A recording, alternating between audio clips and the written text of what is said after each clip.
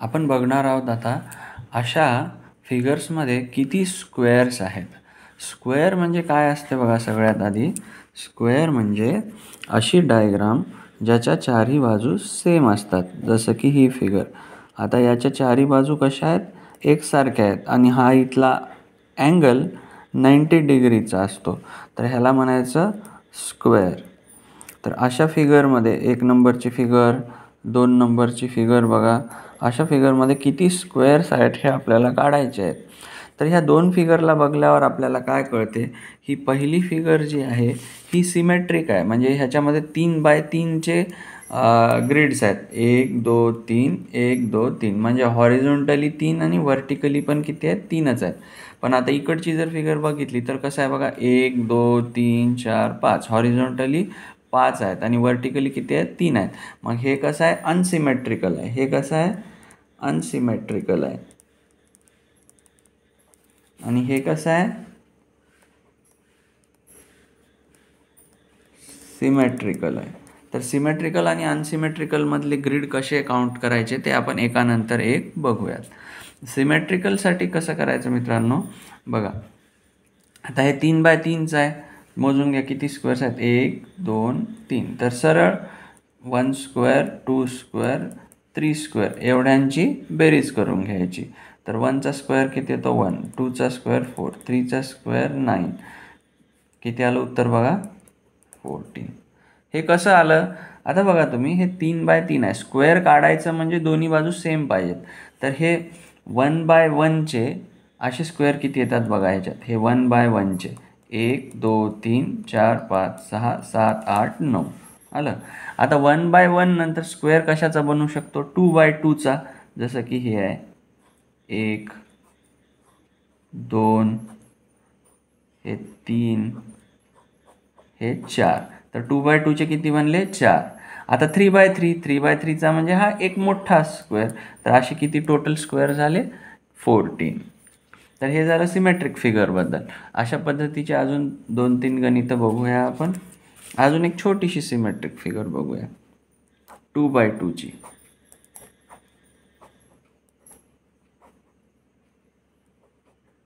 आता 2x2 मध्ये किती येतील बघा, 1 2 म्हणजे 1 स्क्वेअर प्लस 2 स्क्वेअर म्हणजे किती येणार, 1 + 4 = 5. आता मॅन्युअली कॅल्क्युलेट करून बघू, टॅली करून बघू. आता ह्याच्यामध्ये किती 1x1चे किती स्क्वेअर आहेत, 1 2 3 4 आणि 2x2चा 1, 2x2चा 1, 1x1चे 4, टोटल किती झाले 5. आता हे झालं सिमेट्रिक फिगरबद्दल. सिमेट्रिक फिगरबद्दल म्हणजे काय करायचं, फक्त त्याच्यातले नंबर ऑफ स्क्वेअर्स हॉरिझॉन्टली आणि व्हर्टिकली सेम असतात सिमेट्रिकलमध्ये. आणि जर समजा 5x5चा ग्रिड असेल तर 1 ते 5च्या स्क्वेअरची बेरीज करायची, ॲडिशन करायचं. 4x4चा असेल, 4x4चा असेल तर 1 2 3 4 यांच्या स्क्वेअरची ॲडिशन करायची, तुम्हाला उत्तर भेटून जाईल. अनसिमेट्रिकमध्ये काय करायचं बघा. आता हा पहिल्यांदा बघायचा किती बाय कितीचा ग्रिड आहे. 1 2 3 4 5 हा 5x3चा ग्रिड आहे. तर मग ह्याच्यामध्ये काय करायचं, हा 5x3 आहे. तर पहिला गुणाकार काय करायचं, 5x3चा. मग दुसरा गुणाकार काय करायचं, 4x2चा. ह्याच्यातून एक कमी केला, ह्याच्यातून एक कमी केला, अजून एक गुणाकार करायचा खाली येऊन. ह्याच्यातून एक कमी, ह्याच्यातून एक कमी, 3x2. ह्याच्यातून एक कमी, ह्याच्यातून एक कमी, 2x1. आणि जिथं 1 आला तिथं आपल्याला थांबून जायचं. मग करा यांचे मल्टिप्लिकेशन. 5 3 15, 4 2 8, 3 2 6, 2 1 2. या सगळ्याचे ॲडिशन करा, तुम्हाला उत्तर भेटून जाईल. 8 आणि 2 10 6 16 हे 31. मॅन्युअली आपण काउंट करून चेक करू शकता. मॅन्युअली कसं काउंट करणार, पहिल्यांदा 1x1चे स्क्वेअर्स काउंट करा. ह्याच्यामध्ये 1x1चे किती येतील बघा, 1 2 3 3 1 3 3 2 7 3 3 4 3 5 15. 1x1चे किती आले मित्रांनो, 15. आता 2x2चे बघा, 1 2 3 4. 4 तसे या रोमध्ये 4 आले, खाली 4 येतील म्हणजे 2x2चे किती येणार, 8. आता 3x3चे बघा, 3x3चे 1 2 आणि 3/3चे किती आले बघा, 1 1 2 आणि हे 3. 3/3चे किती आले म्हणजे 9.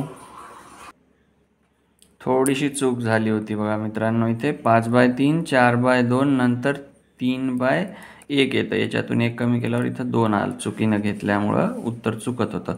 मग 15 आणि 3 18 आणि 8 26. तर 5/3च्या ग्रिडमध्ये किती स्क्वेअर्स आहेत, 26. आता मॅन्युअली काउंट करून पण बघू शकता. 1/1चे 15, 2/2चे 8 आणि 3/3चे 3. 15 3 18 आणि 8 26. तर अशा पद्धतीने आपण स्क्वेअर्स कॅल्क्युलेट करतो.